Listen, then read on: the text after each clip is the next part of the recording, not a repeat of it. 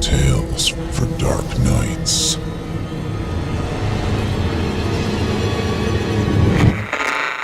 Want to make sure you never miss a Chilling Tales for Dark Nights video again?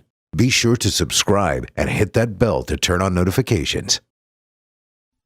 It's time to turn off the lights and turn on the dark. Chilling Tales for Dark Nights.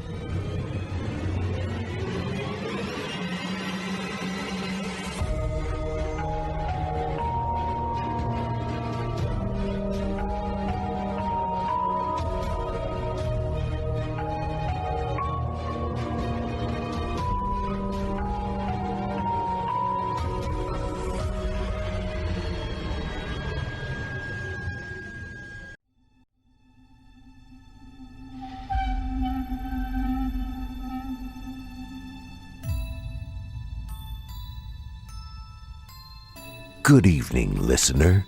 You're listening to Chilling Tales for Dark Nights. On tonight's edition, we invite you to leave behind your safe reality and descend with us into the frightening depths of the most terrifying imaginations with two audio adaptations of frightening fiction about strange visitors and deadly decreases. I'm your host, Steve Taylor, and tonight I'll be your guide as we traverse the dimly lit corridors of your darkest dreams. Joining us tonight to help bring to life the frightening fiction of Marcus Woolley and Bryan Babb are voice talents Nate Dufort, Michelle Kane, and Otis Jiry. Now, get your ticket ready, take your seat in our theater of the minds, and brace yourself. It's time to turn off the lights and turn on the dark.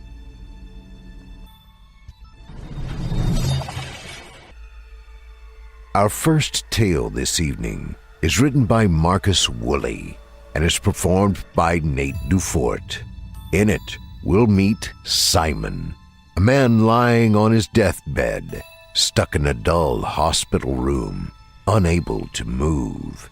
He waits patiently for death to come and take him from his prison, the body he has lived in for 94 years. That is, until he gets a nightly visitor. This dark figure warns him of his doom to come, reminding Simon of the past he has lived. Is Simon doomed?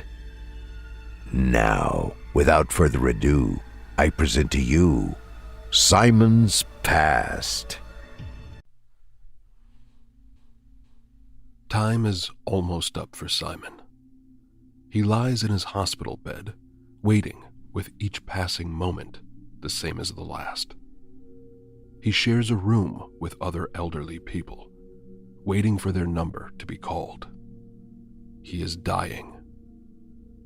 The dull room has no form of entertainment.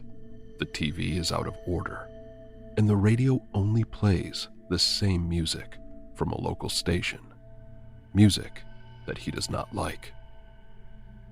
If he hadn't lost the use of his legs, he would have walked out of this place long ago and waited for death in the comfort of his own home. There is no point making friends with any of the people here. Some are gone, their brains given up on them long ago. The ones who are sane could be there one moment and gone the next. Nurses closing the curtains around them before whizzing them away to the morgue. Luckily, Simon's bed is near the window. He can see the tops of the trees from the local park next to the hospital.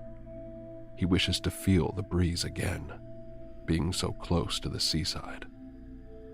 Simon has many fond memories of the coastal path that scratched on the cliff's edge, hearing the seagulls call whilst the waves roll onto the hidden beaches below.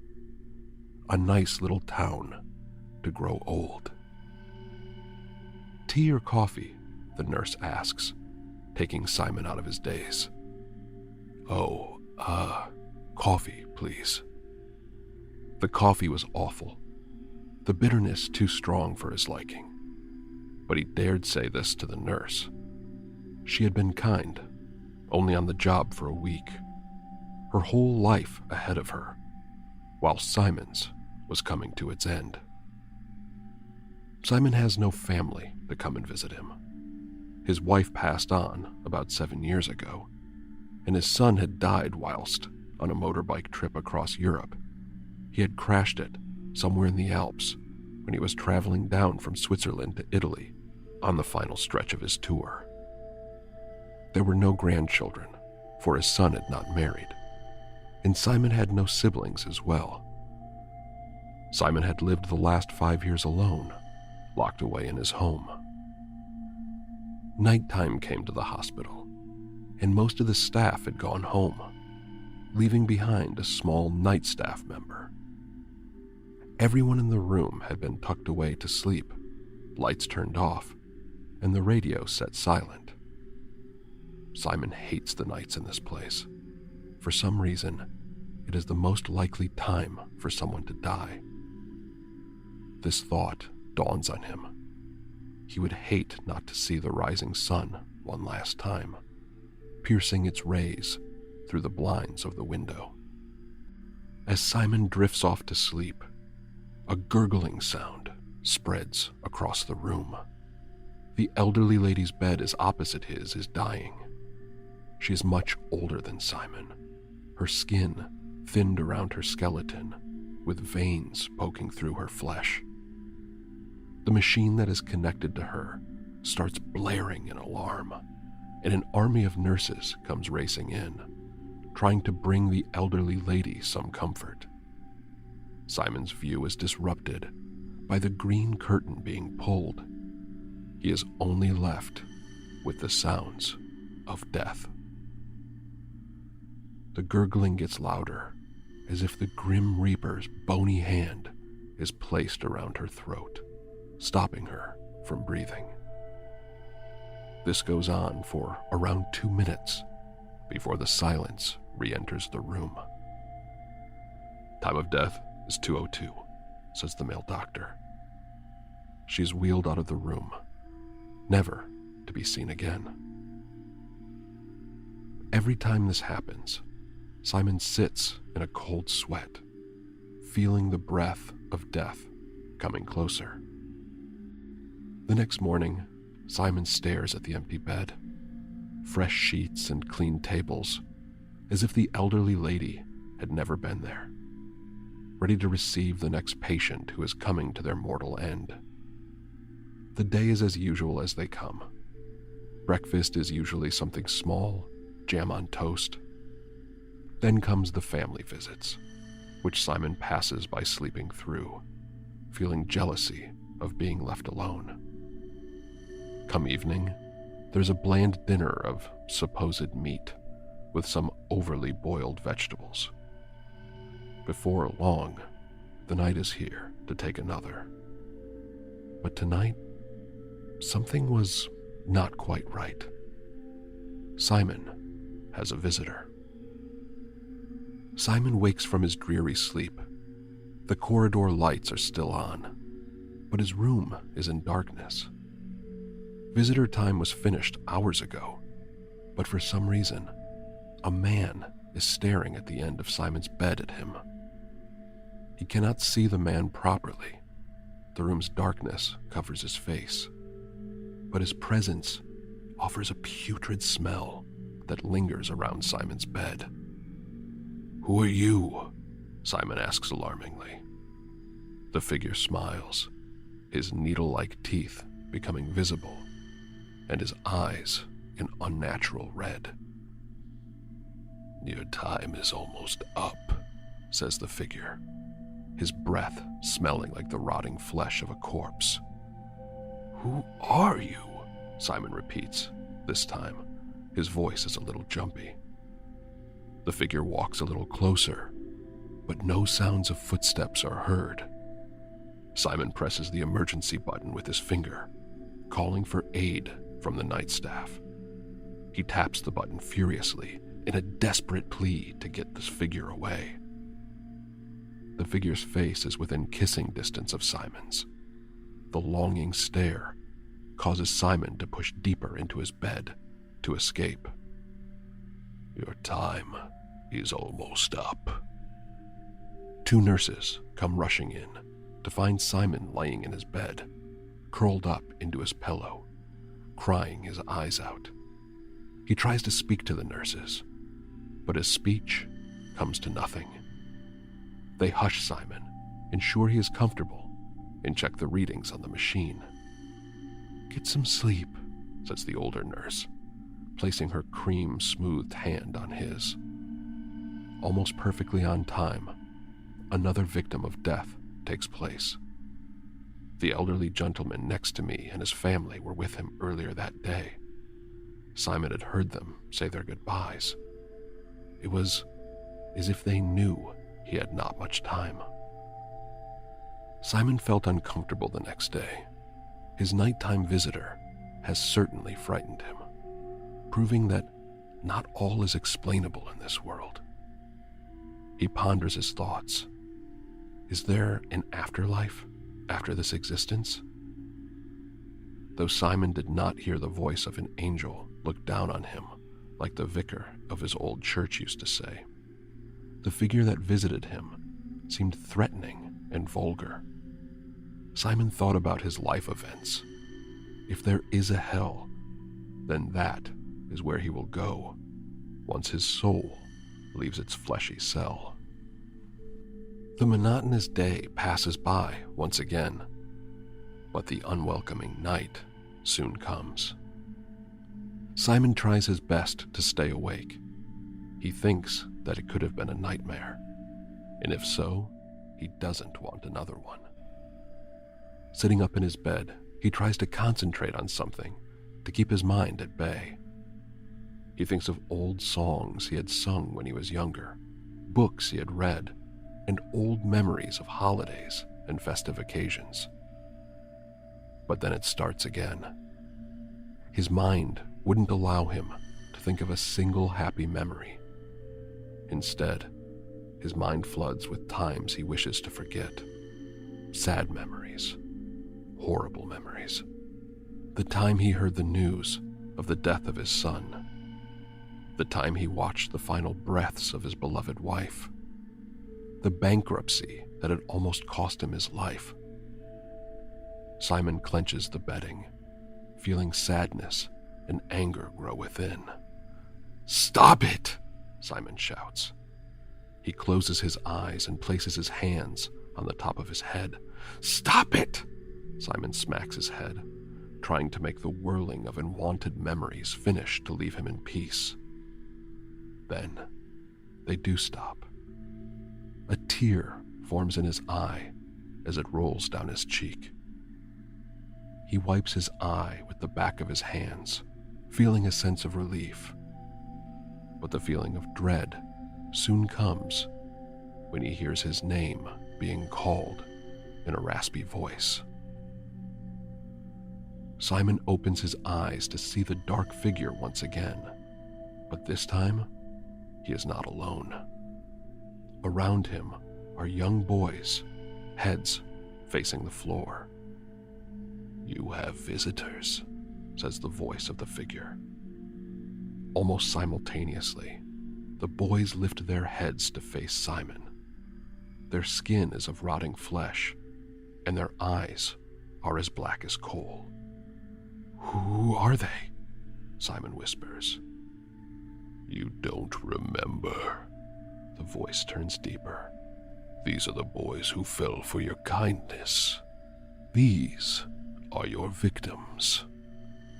Simon didn't want to hear any more. He screamed, "Enough, I say!" Simon yells at the top of his voice. The tall figure and the three boys walk around the bed. Again, not a footstep heard. All four figures stand over Simon as he lies, stuck to his bed. In a split second, all of them show an awful smile. Razor-sharp, pin-like teeth, mouths stretching an unnatural length, the figures dive onto Simon, chomping down on his flesh. He feels the agony as his blood pumps through his veins, pushing at their heads. As if like hungry dogs, their jaws are locked on.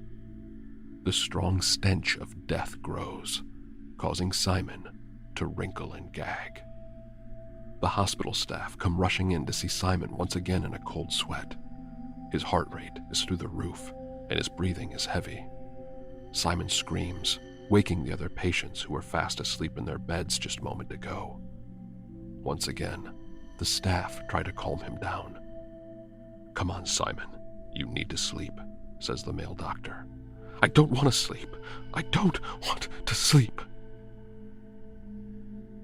The next day, Simon could feel the pain in his arms and legs from where the figures had bit down on him.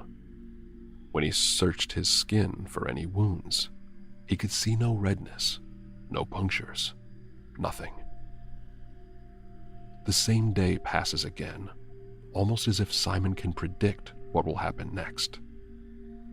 He grew to like these uninteresting days. At least he's safe. He is alive. The thought of death fears him more now. He believes something horrible is waiting for him on the other side. Around 4 o'clock, it was the family's final hour of visiting time. As he watches the people around the room, a young child wanders away and stands next to Simon. "Hello," says Simon in a confused manner. "Tonight's the night you will die," says the child in an emotional way, with no expression on his face, just a blank stare. His parents came to pull him away. "Sorry," says the mother. The child's emotions return to him. He has forgotten that he had spoken to Simon as he skips around the room and kisses his grandpa. At 5 o'clock, the families are escorted from the room. 6 o'clock, dinner is served. Once again, the same boring hospital food, vegetables, and a bit of meat. From 7 to 9 o'clock, the ones who are sane sit there bored, looking around the room as life goes on. Around 9 is time for bed, the time Simon has been dreading most. The nurse came around with a new drug for him to take. This was unusual, as he'd been on the same prescription for 2 weeks. "These will help you sleep," says the young nurse. Simon puts up a fuss. "I will not be taking these," he shouts, trying to knock the cup from her hand. They eventually do get the sleeping tablets into Simon. They are done with him waking up in the middle of the night screaming. It puts everyone on edge, especially the other patients.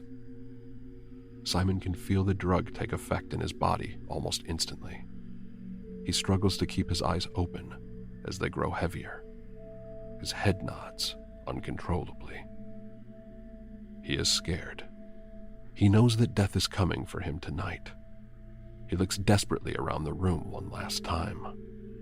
No one will help him now. Simon wakes up from his sleep, but not in the hospital bed. He wakes up in a field, somewhere in the heart of what he believes is England. Using his legs as come back as, for the first time in nearly a year, he can stand and walk again. The field has no special features. A small collection of trees sits at the bottom, and a structure sits in the next field over. The sky is a featureless gray. Something draws Simon towards the structure in the next field. Memories start coming, and he feels like he recognizes the place, but it still hasn't returned to him. How am I here? Simon questions himself. Have I died? Upon reaching the structure, he can see that it is used for storage. He opens the door, which is a little heavy but manageable. Inside is a workbench, some tools, and an old tractor that's collecting dust. Nothing special. He feels the splintered wood of the table. Something doesn't feel right or horrible. A feeling of dread. Seconds pass faster. The gray clouds turn a burnt orange, as a figure in all black is seen standing in the center of the field. Simon stands in the doorway, stares at the figure for a moment, and recognizes him immediately. The figure has visited him in the hospital. The figure starts to walk towards Simon hastily, causing Simon to jump with fright, frantically closing the door to the shed, hoping it is enough to keep that strange man outside. The few moments of silence are interrupted by the bang of a door, then a second bang, soon followed by a third. "Go away!" screams Simon, who is now curling up on the floor next to the workbench. "You cannot run from your past this time, Simon." The door unlocks itself and swings slightly open, letting in the orange glow. A pale hand comes from behind the door, nails unkept and gaping flesh turning an unhealthy brown. The figure pushes the door open and walks in. Again, not a footstep is heard. "Who are you?" Simon cries. The figure stands over Simon and looks down, no pity on his face. "I am your past." Simon didn't understand what he meant by that. The 3 young boys who visited him in the hospital walked in individually. Once again, their heads are bowed, not looking in Simon's direction. I don't know what you mean," Simon pleads. "Oh, you must remember Simon and these boys." Simon looks at them as their heads lift slowly. He still doesn't know. His mind has faded over the years, and a slight memory loss took effect on him a year ago. He especially struggles with faces. Here stands Arthur Bentley, Chris Pennance, and Tony Gibbon. 3 boys who you have killed, says the raspy voice. The names sounded familiar, names that Simon had not heard since his younger life. Fractions of his memories come back to him. "Oh, no," Simon whispers. "You remember," says the figure with a sinister smile. "That was a long time ago. I'm not that man anymore. I have found Christ. I ask for his forgiveness every day and night." Simon couldn't control himself. He spoke fast, pleading with the figure. The figure laughs. "You have never paid for your crimes. You have gone unnoticed." This part is true. Simon has never faced any charge for murdering these boys.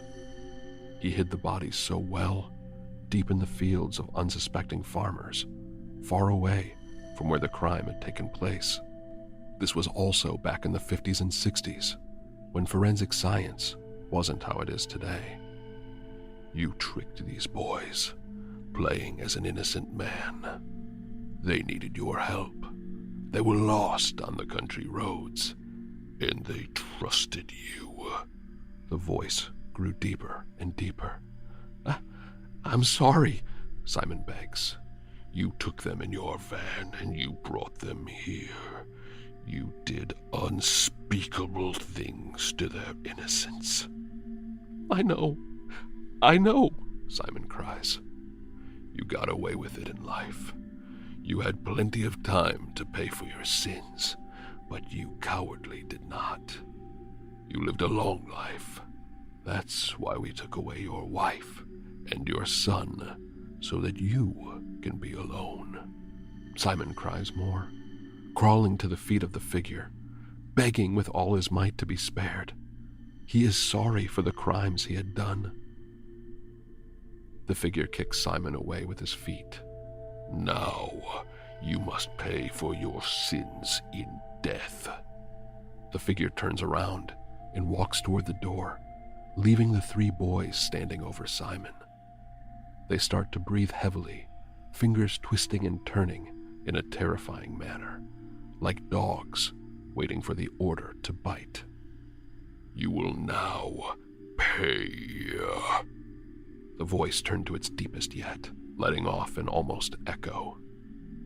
With that, the doors to the outside close shut, leaving Simon and the three boys in complete darkness. A snarl and a screech can be heard. 3 sets of eyes glowing red, and a hyena's laugh coming from each of the children. Before Simon could have the chance to fend for himself, his legs lost their use once again, making him unable to move. The 3 eyes come closer before he feels the stinging pinch of puncturing teeth in his flesh. One by one, they rip at it, tearing the flesh from his bone. Simon screams in agony. He is repenting to God, but God isn't listening. While the flesh of his arms and legs are gone, they go for his stomach and head. The pain is too much. Though Simon cannot faint, he must feel every bite. When his flesh is gone, he is still alive and conscious. He feels his flesh growing back and again goes through the same torment. Simon's existence in the underworld is to be ripped apart repeatedly, a horrible pain for all eternity.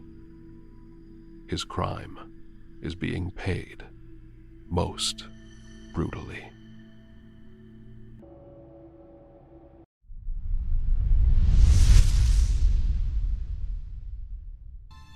I hope you enjoyed Simon's Past, as written by Marcus Woolley and performed by Nate Dufort.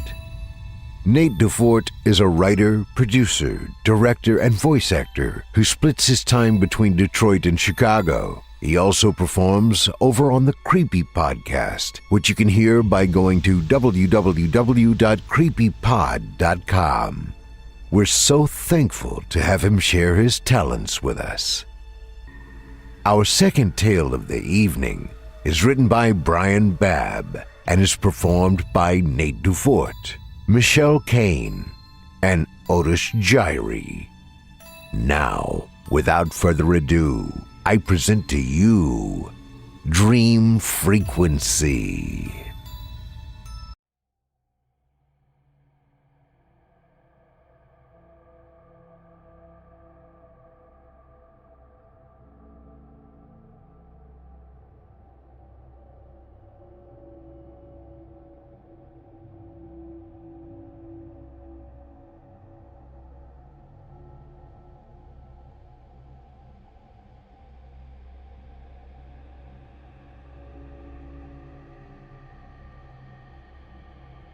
It starts in a dark bedroom.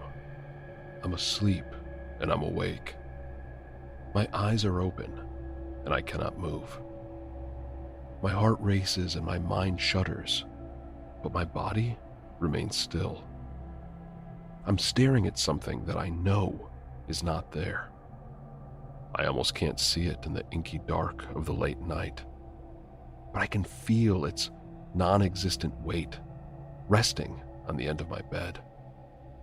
I can make out its vague shape outlined against the wall. A person, shrouded like a silhouette, sits on the edge of my bed, nearly on top of my feet.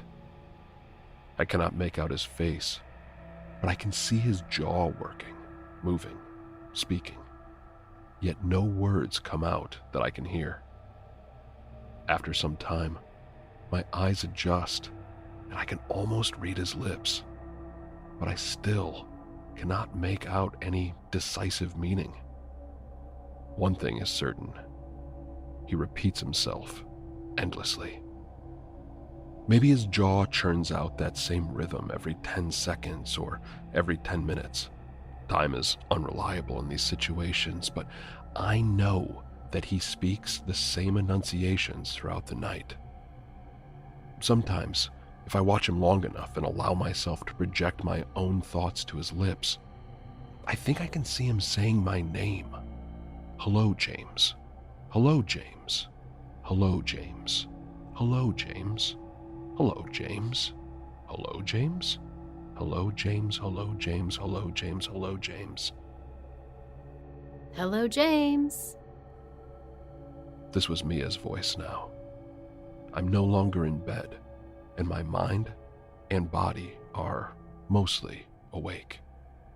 Hello, James, she said again, gesturing towards something with one hand and nudging my shoulder with the other. Ground control to James. She repeated one last time. You still with us, spaceman? I blinked several times, and suddenly, the waking image of the previous night's paralysis faded even as the memory cemented itself in my mind's eye. Still here, I said, which was only half a lie. So, what do you think? Cozy, retro, and it would look great next to that desk your dad gave us. Great, I said. Surrounding me were dozens, hundreds maybe, of wooden shapes, wardrobes, cabinets, tables, chairs, each of which had been carved sometime early in the century prior. They were antiques, which meant that they were marked up to a figure which was sure to significantly outweigh their original selling price. What's worse was that each individual item seemed to smell like cigarettes and booze, ripe with age, the scent as much a part of the pieces as their hinges and bolts.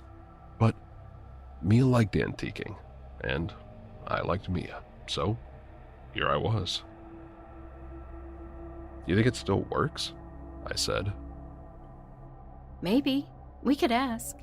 I doubt its speaker quality is much better than our phones, though.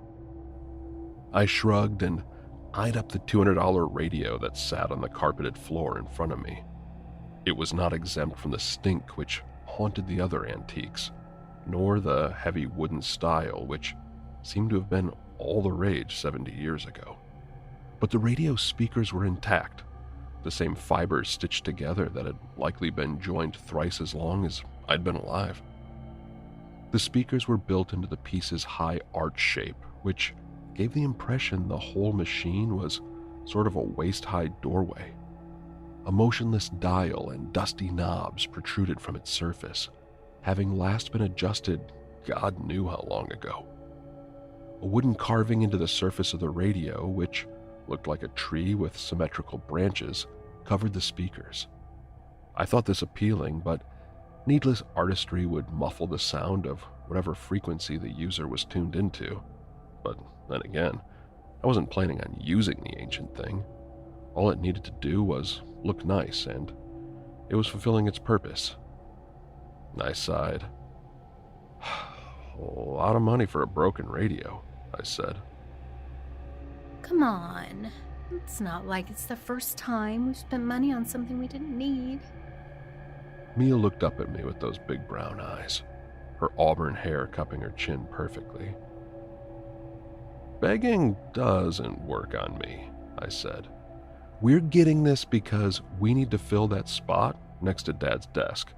No other reason, and definitely not because you're begging. Mia smiled. The junk radio probably weighed 50 pounds, but I couldn't let the store attendant carry it out to our car while Mia was with me.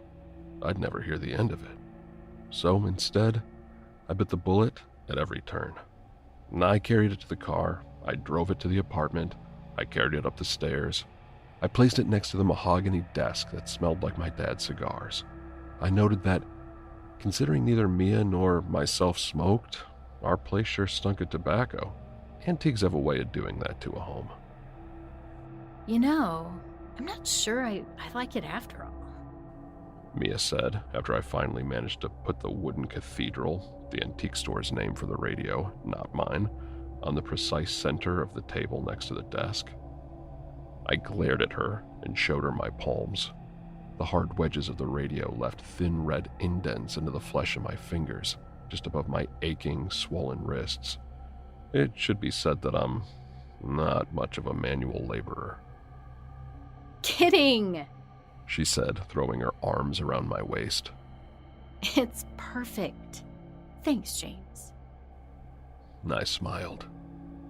Mia had a weird, foxy sense of humor that matched her petite build and sharp features.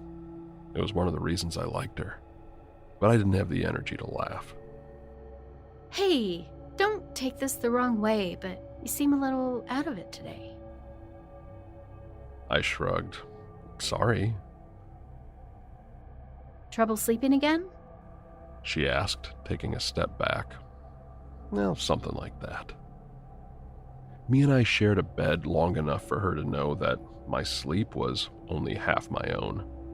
Part of many a night belonged to my waking dreams and the complete immobility which accompanied them. Sometimes I was aware of her breathing beside me, warming the bed with her body while I was frozen in place. Sometimes I couldn't feel her at all. You know, She said. I've read about your symptoms online. You're not the only person with this condition. There's stuff you can do to keep it from happening. I know, I said, walking her back to our couch where we both took a seat. Less caffeine, going to bed at the same time every night, avoiding screens, but honestly, Mia, it's not really that big a deal. It's just a dream. She shook her head. I'm worried about you. Sleep deprivation can cause all sorts of issues. A girl I used to work with, she had the same problem. She thought she saw a deer walking around her house every time it happened to her. It got to the point where just mentioning the animal would make her tremble. I don't want that to happen to you. I placed an arm over her shoulder and offered my best, "It's all going to be fine" face. It won't. And didn't that girl you worked with, Ashley, wasn't she an alcoholic or something? Mia rolled her eyes. Yeah, but that's not the point. We're talking about sleep deprivation. Your sleep deprivation, not hers. I don't want to wake up one night to you having a heart attack. I stifled a laugh. I'm not going to have a heart attack. Hell, it doesn't even happen to me most nights. Maybe once every couple weeks, sometimes less. Mia relaxed a little, resting her head on my shoulder. I know, but that story you told me, it's just so creepy. A man sitting on our bed, whispering to you? You can only see the shape of him? It gives me the creeps. I know I would be terrified if it happened to me. I knew the radio didn't work. The antique store employee told us as much when we bought it. But the dangling cord hung uselessly from its back, which annoyed me. It would look better plugged in, regardless of whether it functioned. That was why we bought the damn thing, to look nice, and a loose cord didn't match the aesthetic. So, I plugged it in.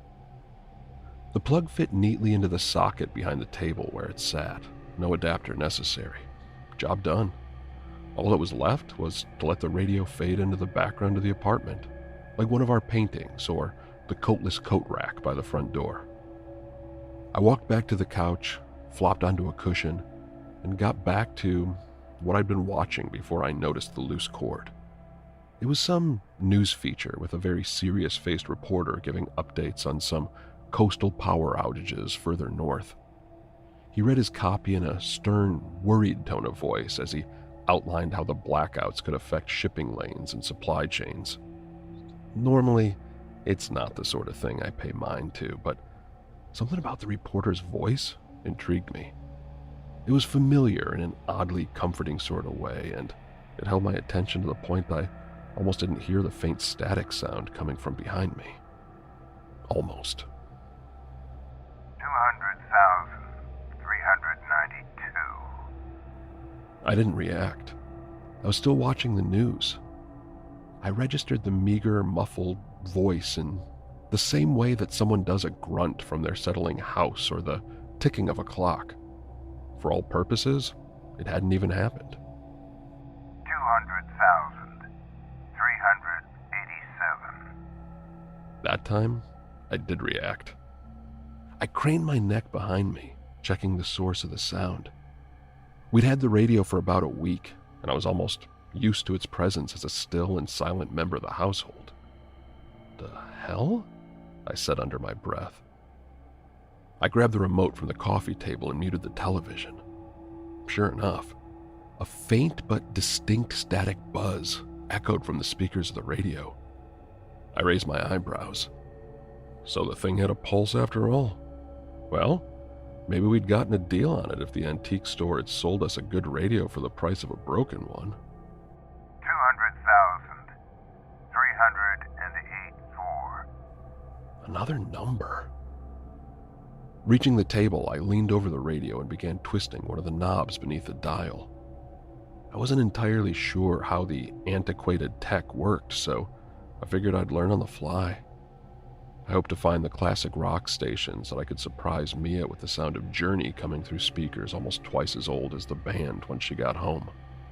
However, the more I adjusted the knobs, the fainter the sound got.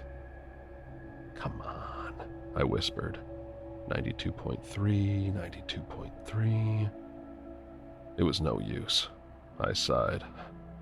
The radio static echoed on the edge of audibility as I stepped away from the wood cathedral. 200,373. "Yeah, rub it in," I said, reclaiming my seat on the couch and starting up the movie for the second time. I don't know why I didn't just turn it off or unplug it. Maybe I harbored some belief that it would fix itself if I left it on for a while.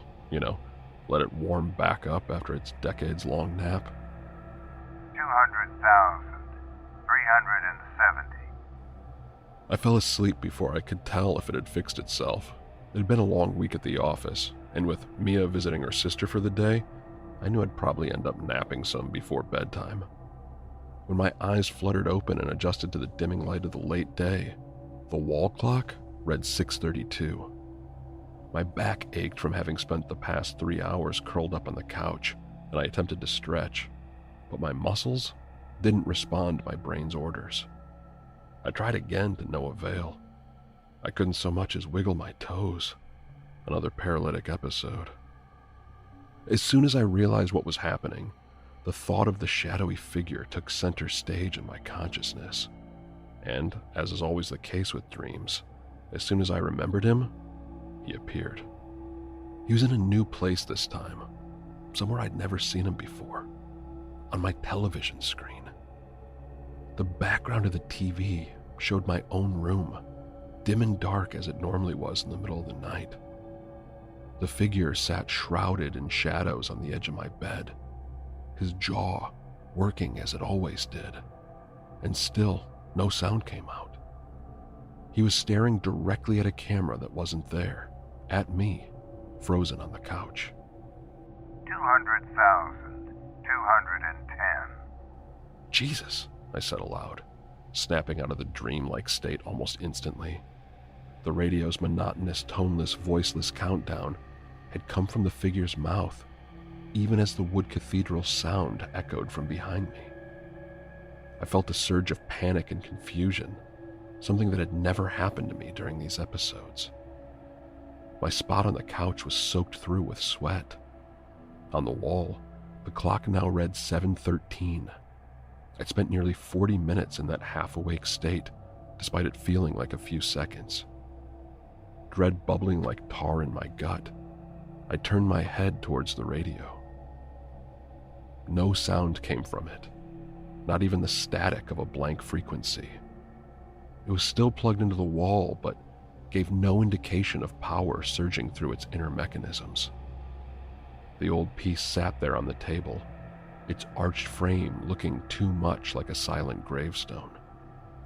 I turned back to the TV and increased the volume, hoping to drown out my sudden paranoia with infomercials and 90s-era sitcoms, a tried-and-true remedy. I remained in a half-state of fight or flight, unsure of whether my nightly mania was creeping into my waking hours. When Mia arrived, the sound of the door unlatching set my heart racing. She came through with her usual smirk, the one where the corner of her mouth twitched a little higher than the other. The expression which I'd grown to love vanished the instant she saw me. She was smart, like I said. She knew something was up. I tried to play it cool, but to no avail. It happened again. She said, and I didn't bother denying it, just nodded my head. On the couch? I nodded again. Jesus, James, you're white as a sheet. Sorry, the radio, it worked its way into my head. Had a dream about it, I think. I saw the usual guy on the TV set. I wrung my fingers, sucking air between my teeth. The TV kept playing, A laugh track sounded off. I reached for the remote and muted the set. It was weird. It was like I could hear him through the radio, like his voice was just behind me. You want to get rid of it? The radio, I mean. Or the TV. Or both.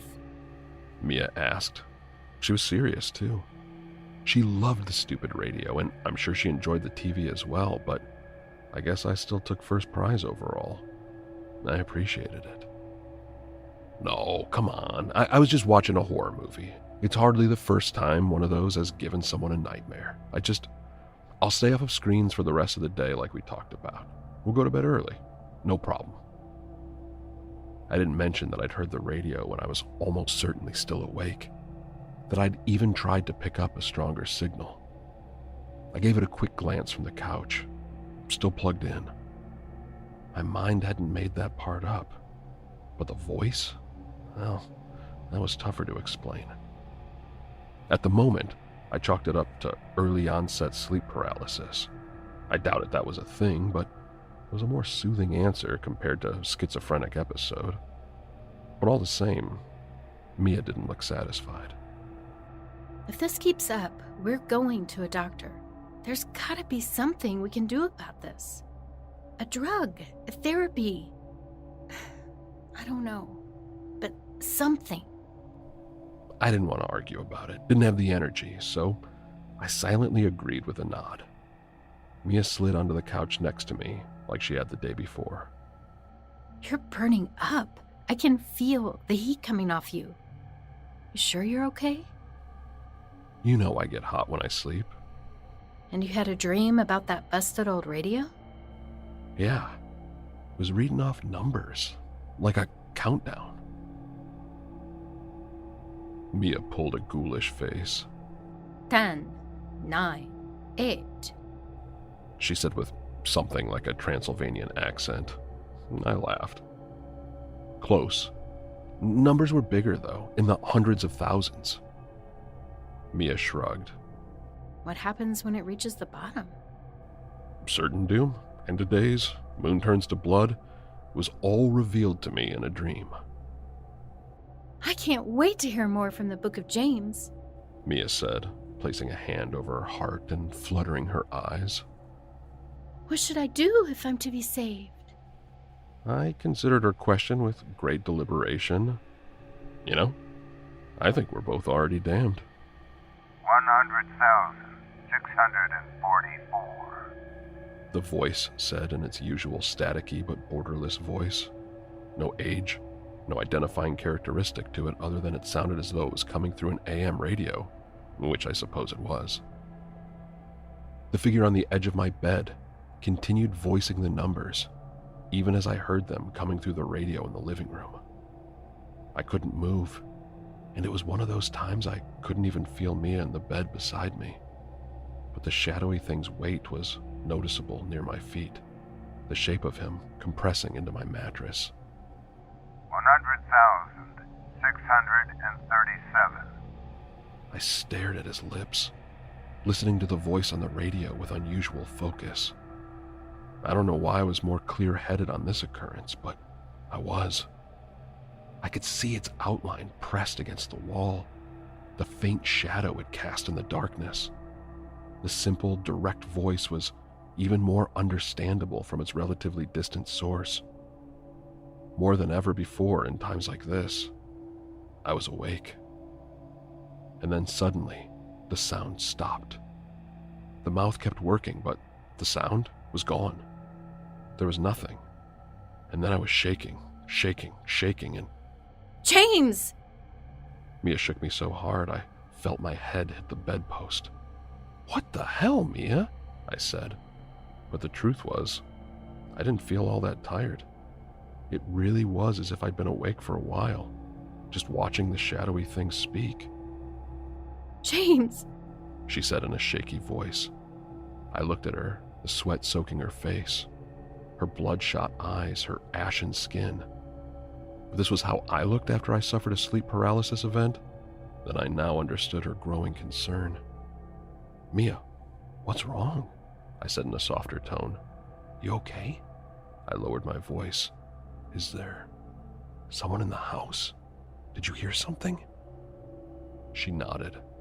My heart and stomach dropped. I kept an old baseball bat under the bed for situations like this, though I never thought I'd need it.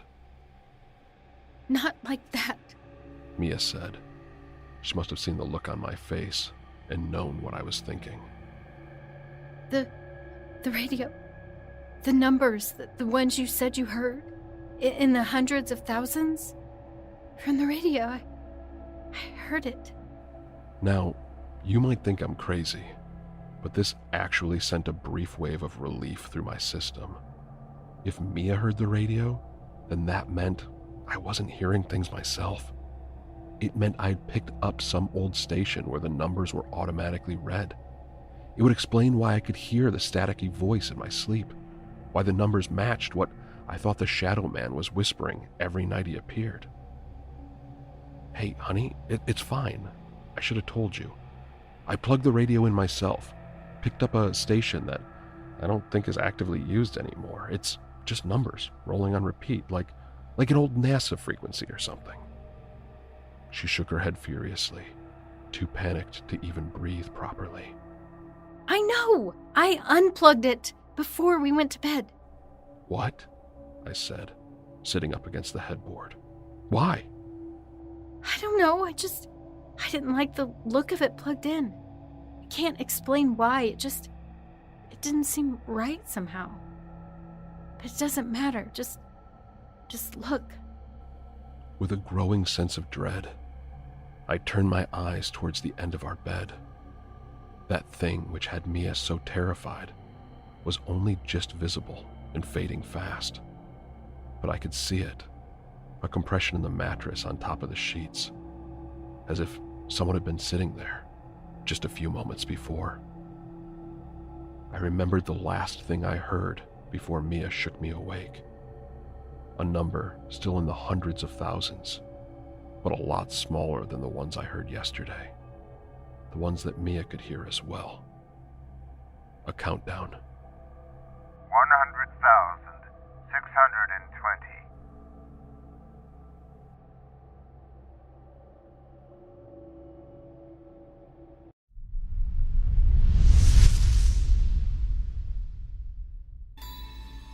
I hope you enjoyed Dream Frequency, as written by Bryan Babb and performed by Nate Dufort, Michelle Kane, and Otis Jiry. Bryan Babb is a graduate of the University of North Georgia with a degree in political science and a minor in English. His first novel, The City Above, can be found on Amazon.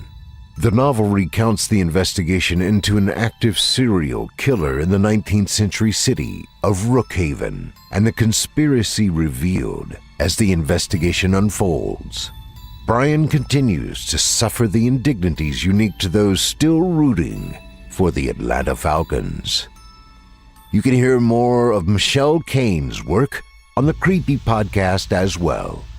Longtime resident and powerhouse Otis Jiry has his very own show here on our network, Scary Stories Told in the Dark, which you can hear every Sunday night. On that note, be sure to check out the other shows we offer on our network. We have Fear from the Heartland, featuring horror stories brought to you from the Heartland, airing Wednesdays. Eric Peabody's Horror Hill, a podcast dedicated to some of our deeper and darker tales. We hope you check him out. And Drew Blood's Dark Tales airs Fridays, featuring some southern, down-home horror. Now, our weekly descent into the depths has just about come to a close. But before we go, I'd like to take a moment to thank you for joining us for tonight and remind you to take a moment to stop by our iTunes page and leave Chilling Tales for Dark Nights a 5-star review and a kind word. And follow us on Facebook, Twitter, and Instagram if you haven't already. And of course, subscribe to us on YouTube, where you can find an archive of our work going back to 2012. And consider signing up as a patron at our website, chillingtalesfordarknights.com, to show your support and get all of our content ad-free. I'm your host of the evening, Steve Taylor, and it's been a pleasure. Tune in again next week when we once again turn off the lights and turn on the dark. Sweet dreams, listener. Sweet dreams.